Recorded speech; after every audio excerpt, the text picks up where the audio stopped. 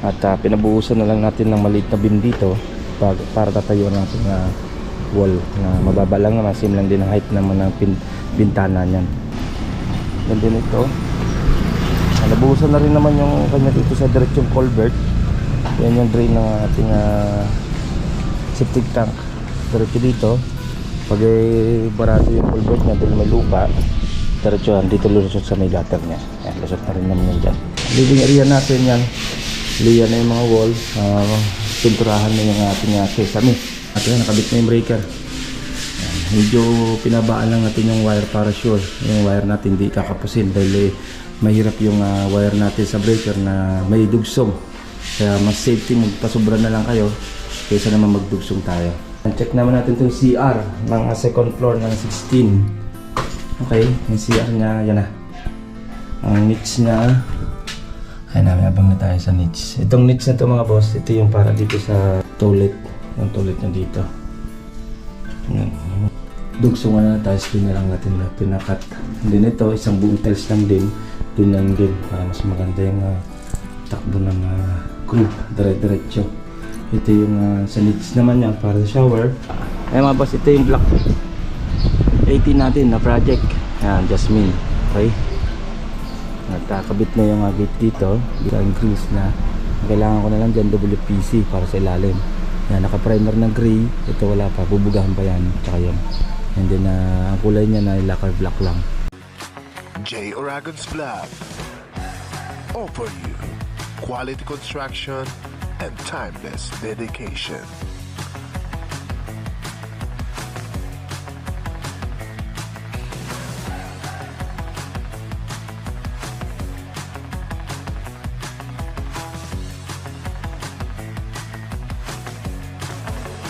J. Oragon Vlog. Hey mga boss, good morning at welcome back ulit sa ating YouTube channel, hindi sa ating Facebook page, J. Oragon. Update na ulit natin itong project natin ng block 16 and then yan 16 at silipin na rin natin yung block 18. Sabay na natin i-upload yung dalawang unit dahil hindi na rin naman tayo makakapagkuha ng video doon sa interior na 18 at may nakatira na, nandun na yung client. Kumbaga yung update na lang pagkabit ng gate, yung second floor na pinipinis na ng plastering, yun na lang naman. And then silipin na natin tong Jasmine ng block 16, yung ating fence sa front, and then yung pinipinturahan yung loob at kunting pasilip na lang din yung tile sa CR sa second floor. Okay, tara, let's go.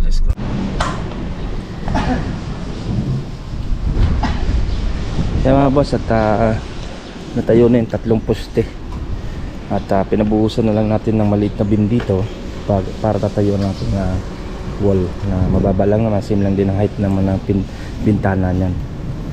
Ay, dahil tumama na sa mismo septic tank nya, gumilid yung septic tank nga dito sa may gutter nya. Okay, ayan yung poste, bubuhusan na lang. Mayroon tayong bin din dyan maliit para kahit pa paano maganda yung uupuan ng hollow blocks natin. Then bubuhusan na lang din naman. Then din ito, nabuhusan na rin naman yung kanya dito sa diretsong culvert. Yan yung drain ng ating septic tank. Diretso dito. Pag barato yung culvert niya dahil may lupa, diretso dito lusot sa may gutter niya. Yan, lusot na rin naman yan dyan. Pag nabaha lang naman, yan, nabuhusan na lang ng tie beam, daan na lang naman. Okay, may poste na tayo. Sunod niya, hollow blocks na. Hollow blocks niya, ito may bubong ito. Kasama rin yung bubong na gagawin din natin yung bubong nito. Okay. Natin dito sa ano muna. Living area natin yan. Liyan na yung mga wall. Pinturahan na yung ating sesame. Malinis na yung sesame niya. Okay, hindi naman ito na masilya na at ngayong week may pintura na rin naman ito. Ayan, ito masilya na lang din naman yung gagawin dito sa breaker natin. Nakabit na yung breaker. Ayan, medyo pinabaan lang natin yung wire para sure yung wire natin hindi kakapusin dahil mahirap yung wire natin sa breaker na may dugsong. Kaya mas safety magpasobra na lang kayo kaysa naman magdugsong tayo. Habang para sa exhaust ng kalan, meron na rin, same lang din. Nag-drop lang tayo dito ng kapraso. Ayan, back tayo dito. Ito, tinaas na natin dito para medyo tumaas-taas yung kesa nila. Okay na. Ayan. Okay. Hindi na, yan ang ating kunting pasilip. Silipin na rin natin sa CR ng second floor mga boss. Ayan, check naman natin yung Ayan, check naman natin itong CR ng second floor ng 16. Okay, yung CR niya, yan na.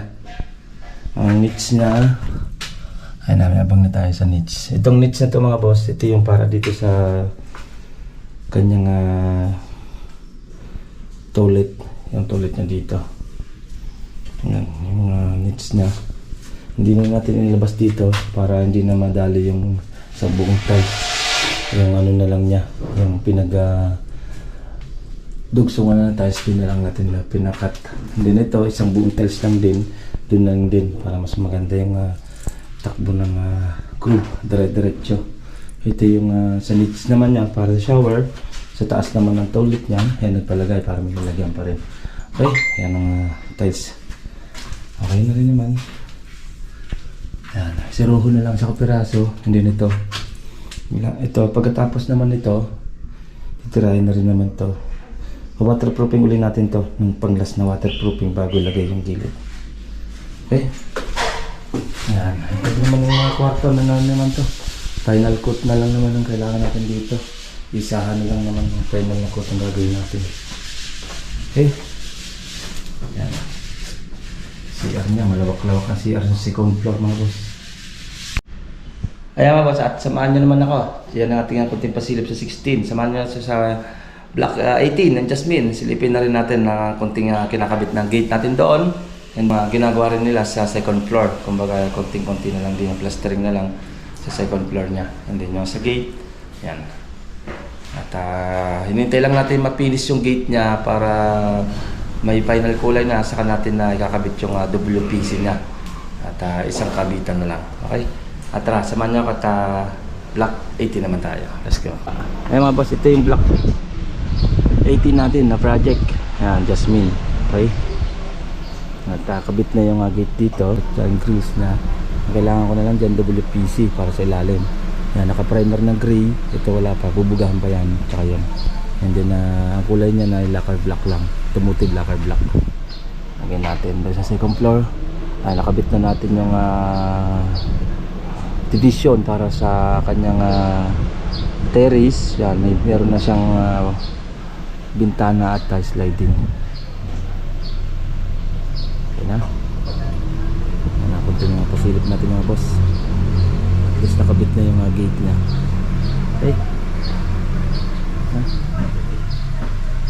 Ayan mga boss, yan ang ating kunting pasilip at block 16 and then block 18 ng Jasmine. Lima bro sa pastry, yan yung gate natin. At hinintay ko lang mapinis yung pintura niya ng lacquer, automotive lacquer black para makabit na natin yung WPC. Okay? At yan, tatalis pa naman yung mga CR niya. Alam ko, patatalis na rin nila yung garahe. Tsaka itong yung kanyang sa may entrance ng gate ng tao. Okay? Yan ang ating kunting pasilip. Next update natin yung Sandaya naman mga boss. Yung ating project sa Sandaya. Next pasilip na natin yan. Okay, hanggang dito na lang. Ingat-ingat tayo mga boss. Bye bye.